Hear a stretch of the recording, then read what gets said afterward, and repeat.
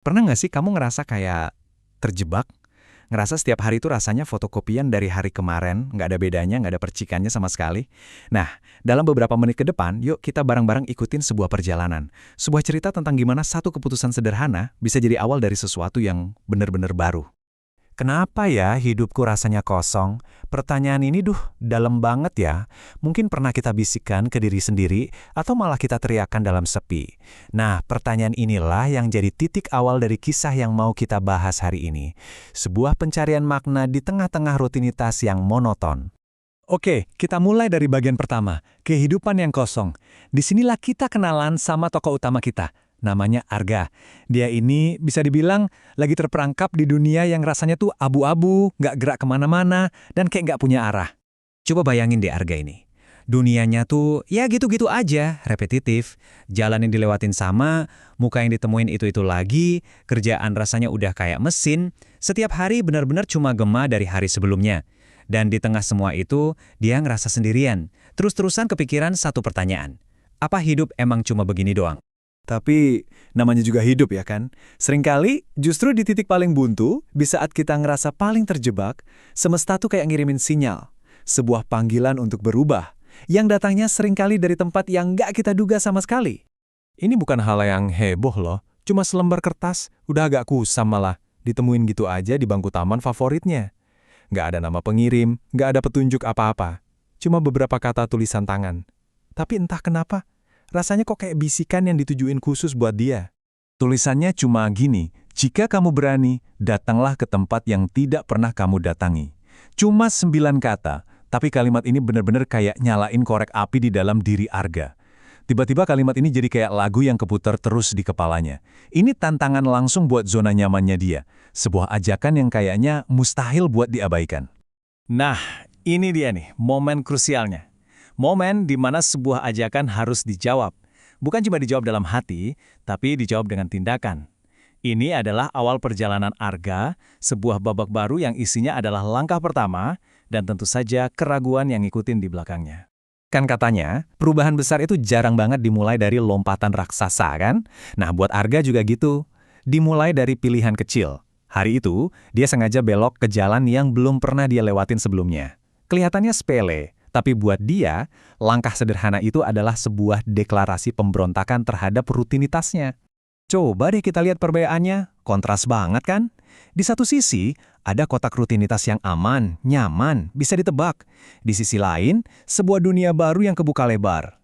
Dengan setiap langkah barunya, Arga bukan cuma nemuin tempat-tempat baru, tapi dia juga mulai nemuin bagian-bagian dari dirinya sendiri yang selama ini kayaknya terkubur.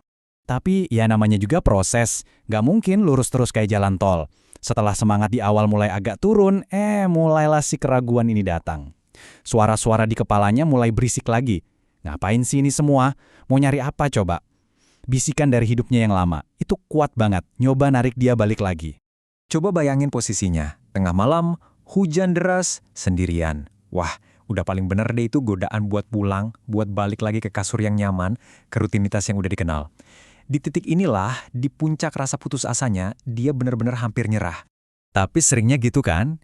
Justru pas kita lagi di titik paling gelap, di saat rasanya udah mau nyerah, disitulah cahaya baru muncul. Momen yang rasanya kayak akhir ini, buat Arga, malah jadi titik balik yang mengubah segalanya. Bukannya balik badan, Arga malah ngeliat bukit di depannya dan entah kenapa dia malah mutusin buat mendaki. Setiap langkahnya tuh berat banget, kayak ngelawan gravitasi sekaligus ngelawan suara-suara ragu di kepalanya. Dan pas sampai puncak, badai udah reda. Ternyata dia nggak sendirian, ada seseorang yang nungguin dia. Sosok yang dia temui itu bukan orang asing, dia lagi natap versi masa depan dirinya sendiri. Versi yang udah berhasil ngelewatin semua ini. Dan dia di sana bukan buat ngasih jawaban ajaib atau sihir, tapi buat ngasih satu pesan yang penting banget. Dengerin baik-baik ya pesannya. Hidup tidak berubah karena keajaiban, tetapi karena langkah kecil yang kamu berani ambil. Nah, ini dia kuncinya. Perubahan sejati itu ternyata bukan nunggu mujizat datang dari langit. Perubahan itu lahir dari keberanian kita sendiri buat ngambil satu langkah, terus satu lagi, apalagi pas kita lagi takut-takutnya. Nah, dengan pemahaman baru ini, Arga yang turun dari bukit itu udah beda banget sama Arga yang naik tadi.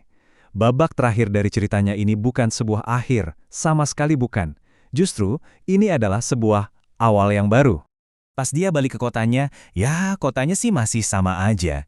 Jalanannya, bangunannya, semua sama. Tapi cara Arga ngelihatnya udah beda total. Kenapa? Karena dianya yang udah berubah. Rasa kosong yang dulu ngehantuin dia, sekarang udah keisi. Bukan sama hal-hal dari luar, tapi sama tujuan yang dia temukan dari dalam dirinya sendiri. Oke, terus gimana caranya kita bisa ngikutin jejak Arga di hidup kita sendiri?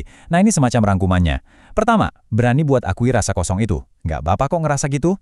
Kedua, coba deh lebih peka dengerin panggilan buat berubah, sekecil apapun itu.